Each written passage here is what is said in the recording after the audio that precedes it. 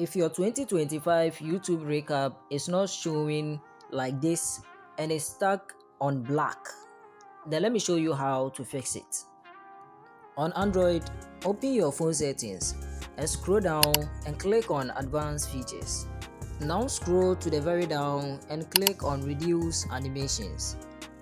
Good. At this point, all you need to do is to turn off the reduce animation.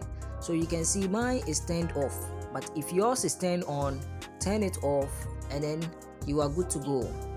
Now your recap should be showing like this. Share this video to help a friend, and if this video was of benefit to you, subscribe to this channel and make sure you like it and comment in the comment section.